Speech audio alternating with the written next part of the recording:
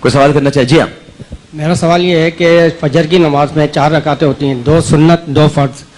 اگر ہم مسجد میں جاتے ہیں تو جماعت کھڑی ہوئی جاتی ہے تو 2 سنت ہم بعد میں پڑھ سکتے ہیں یا نہیں؟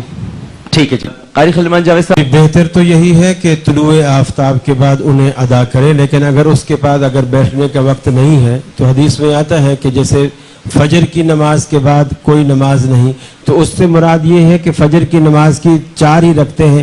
جب یہ 4 رکعتیں ادا کر لے گا تو اب وہ کوئی نفلی نماز دوبارہ نہیں پڑھ سکتا سورج طلوع ہونے تک، چونکہ فجر کی سنتیں فجر ہی کا حصہ ہیں. اگر اس نے صرف سنتیں پڑھی ہیں تو بھی فجر کی نماز نہیں پڑھی، اگر صرف فرض پڑھے ہیں تو بھی فجر کی نماز نہیں پڑھی. جب یہ 4 پڑھ لے گا اب وہ اس نے فجر کی نماز پڑھ لی، اب سورج نکلنے تک اس کی کوئی نماز نہیں ہے، تو وہ فرض کے بعد بھی ادائیگی کر سکتا ہے. ٹھیک ہے. السلام علیکم. وعلیکم السلام. جی فرمائیے جناب. سیف اللہ میرا نام ہے سر. سوال یہ کروں گا کہ میرے گھر لاڑکانہ میں ہے جی. تو لاڑکانہ گھر کے ساتھ مسجد ہے سر. ہاں جی. تو 27ویں رمضان ہوتی ہے جب سر 10ویں نماز ہوتی ہے 27ویں رمضان. ہاں. تقریباً سر 100 سے لیڈیز ہوتی ہیں، خواتین ہوتی ہیں جی.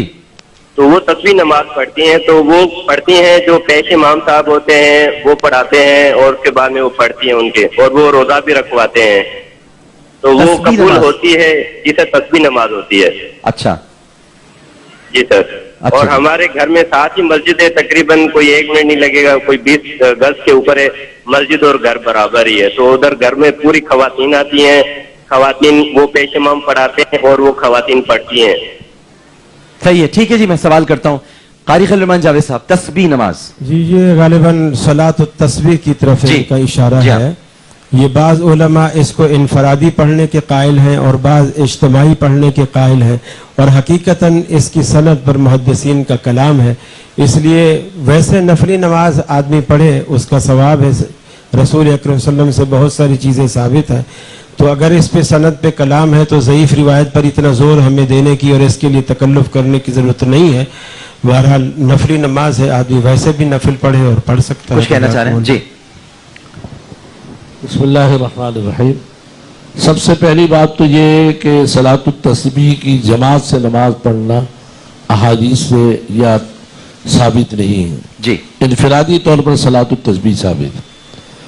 دوسری بات یہ کہ اس طرح امام صاحب عورتوں کو لے کر جو جماعت کرا رہے ہیں اس کا تو بالکل قطعاً اسلام میں کوئی ثبوت نہیں ہے. کہ ہاں یہ ہو سکتا ہے کہ ایک طرف عورتیں بھی ہوں ایک طرف مرد بھی ہوں، لیکن صرف جیسا کہ انہوں نے بتلایا کہ عورتیں جو جماعت کراتے ہیں تو عورتوں کی جماعت جو ہے اس طریقے سے کرانا جیسے وہ کرا رہے ہیں شرعاً جو ہے وہ صحیح نہیں. بالکل. السلام علیکم. وعلیکم السلام. عامر بھائی میری بیٹی کی نا ناک سے اکثر خون آ جاتا ہے. ابھی روزے کی حلق میں بھی آ گیا تھا تو لیکن وہ حلق میں گر رہا تھا، تو کیا اس کا روزہ ہو جائے گا؟ قاری خلیلمان جاوید صاحب. ایک یہ ہے کہ خون آ جانا اور خود گر جانا اس میں وہ بے قصور ہے، وہ مکلف نہیں ہے. ایک یہ ہے کہ اس کو خود نگل لینا اور باہر تھوکنے کی کوشش نہ کرنا، نکالنے کی کوشش نہ کرنا، یہ دوسرا مسئلہ ہے. اس کو خود نہ نگلے.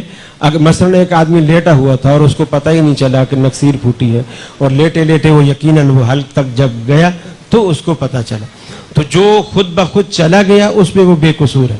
اب جب اس کو اس کی فکر ہوئی، اس کو پتہ چلا، علم میں آئے، اب اس کو تھوک دے، اس کو کلی کرے، اس کو باہر نکالے، روزہ اس کا اس سے نہیں ٹوٹے. ٹھیک ہے. شوہر کا بار بار اپنی بیوی کو یہ جتاتے رہنا کہ وہ حاکم ہے اور اس کی بیوی محکوم، اس کی اسلام میں کیا حیثیت ہے؟ میرا خیال ہے یہ تصور ایک رئیسانہ شاہانہ تصور ہے، ایسا نہیں ہونا چاہیے. اسلام نے میاں بیوی کو ایک دوستی کا رشتہ دیا ہے. نبی مکرم صلی اللہ علیہ وسلم کی اپنی زندگی جو ازدواجی زندگی ہے وہ ہمارے سامنے ہے. سید عائشہ صدیقہ رضی اللہ تعالی عنہ فرماتی ہیں وہ محبت، وہ پیار، حتیٰ کہ فرماتی ہیں کہ میں کبھی گوشت، ہڈی والا گوشت کھا رہی ہوتی اور میں بوٹی نوچ رہی ہوتی تو اللہ کے رسول فرط محبت میں مجھ سے باقی ماندہ ہڈی جو ہے وہ لے لیتے اور وہیں سے اپنے لب مبارک رکھ کر اس گوشت کو نوچتے اور کھاتے جہاں سے میں نے کھایا تھا. میں پانی کا پیالہ پی رہی ہوتی اور مجھ سے آدھا پیالہ باقی لے لیتے اور وہیں سے اپنے لب مبارک رکھ کر پانی پیتے جہاں سے میں نے پیا تھا. یہ اللہ تبارک و تعالیٰ کے رسول نے یعنی وہ محبت اور پیار، حتیٰ کہ آپ اتنا سنجیدہ ہیں، حلیم ہے, بردبار ہے, اس کے باوجود آپ ایک سفر میں سید عائشہ کے ساتھ ہیں اور رات کا وقت ہے اور تنہا ہے. آپ نے فرمایا عائشہ دوڑتے ہیں, ذرا مقابلہ لگاتے ہیں. سید عائشہ دوڑی اور شادی کے نئے نئے دن تھے, تو فرماتی ہیں میں دبلی پتلی تھی اور میں تیز دوڑی اور اللہ کے رسول سے آگے نکل گئی. پھر کچھ سالوں کے بعد پھر اسی طرح موقع آیا, اللہ کے رسول نے کہا پھر ہم دوڑتے ہیں. اب اللہ کے رسول آگے نکل گئے اور فرمایا عائشہ اب بازی برابر ہو گئی, جب تو جیتی تھی اب میں جیتا ہوں. تو مقصد کہنے کا یہ ہے کہ اس طرح کا ماحول گھر کے اندر پیدا کیا جائے جیسے دوستوں کے درمیان ہوتا ہے, نہ کہ ایک تھانے دار بن جائے دوسرا چور بن جائے, وہ ہر وقت کوتوال بن کے کوڑا ہاتھ میں لیے کھڑا رہے. یہ اسلامی تصور نہیں ہے. آپ ایسے ہی رہتے گھر میں ماشاءاللہ؟ الحمدللہ. ڈاکٹر صاحب اگر لڑکا کسی کو پسند کرتا ہو اور اس کے ابو منع صرف اس وجہ سے کر دیں کہ لڑکی ڈیورسڈ ہے, تو لڑکے کو کیا کرنا چاہیے؟ قاری خلیمان جاوید صاحب. لڑکا آزاد ہے, لڑکے کو ولی کی اجازت کی ضرورت نہیں ہے. البتہ ماں باپ سے پوچھے کہ ریزن کیا ہے, وہ سمجھائیں اسے. اگر لڑکی میں واقعی کوئی غلطی ہے, ایسی کوئی اخلاقی برائی وہ دیکھ رہے ہیں جو لڑکے کو پتہ نہیں ہے, تو ماں باپ کو پھر لڑکے کو سمجھانا چاہیے, وہ چیزیں ان پر واضح کرنی چاہیے. ورنہ لڑکا آزاد ہے, لڑکے کو اپنے ماں باپ کی اجازت کی ضرورت نہیں ہے.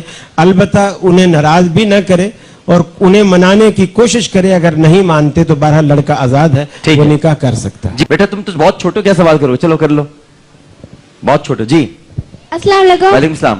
میرا سوال یہ ہے کہ اگر اسلامک بینک سے لون لیں تو اس میں اسلام کیا کہتا ہے؟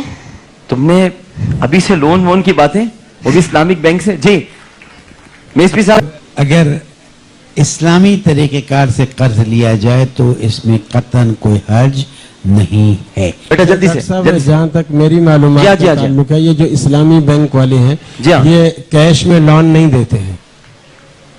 ہاں کیش نہیں دیتے ہیں, یہ تو اس میں دیتے ہیں کہ کوئی گھر آپ لے رہے ہوں یا کچھ. جی ہاں بالکل ٹھیک ہے, کیش میں بیٹا نہیں دیتے اسلامک بینک.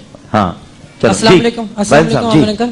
جی عامر انکل, میں نے بہت سے لوگ دیکھے ہیں کہ روزے کی حالت میں اچانک روزہ مطلب الٹی کر دیتے ہیں تو وہ روزہ توڑ کے بیٹھ جاتے ہیں, تو کیا یہ روزہ ٹوٹ جاتا ہے؟ جی مفتی صاحب. دیکھیں روزہ الٹی کرنے سے چاہے منہ بھر کر ہو جائے روزہ نہیں ٹوٹتا. صرف روزہ ٹوٹتا ہے کہ ایک آدمی اتنا زیادہ کھا لے سحری میں جان بوجھ کر قے کرے, اس سے روزہ ٹوٹتا ہے. باقی ایک بیماری کی وجہ سے عام حالت میں اگر الٹی ہو جائے تو روزہ نہیں ٹوٹتا. بالکل ٹھیک ہے. اس میں یہ ہے کہ ڈاکٹر صاحب کہ اگر اس کو قے آ گئی اور سب کچھ باہر نکل گیا تو روزہ بالکل نہیں گیا, یہ مفتی صاحب نے ٹھیک کہا. لیکن اگر کچھ ذرات رہ گئے الٹی میں اور وہ معدے سے آئی ہوئی غذا واپس اس نے معدے میں لے لی تو پھر روزہ فاسد ہو جائے گا. اچھا بالکل ٹھیک ہے. سب لوگوں سے گزارش ہے. ایسا ہوتا ہے کیا الٹی کو واپس کوئی لیتا ہے؟ مجھے کبھی ہوئی نہیں اس طرح کی, جب ہوگی پتہ چلے گا. سیریسلی مجھے نہیں ہوئی کبھی. ایسے ہو بھی سکتا ہے کہ کبھی ہو جاتا ہو. منہ میں آ کے اسے کون واپس لیتا ہے ڈاکٹر صاحب؟ ہاں یہ بات آپ کی ہے منہ میں واپس, لیکن ناممکنات میں سے ہے. ویسے ہو سکتا ہے کوئی اپنی الٹی بھی نہ نکالنا چاہتا ہو. ویسے حضرت کے تجربات سے انکار بھی نہیں ہے. صحیح صحیح, چلے ٹھیک ہے.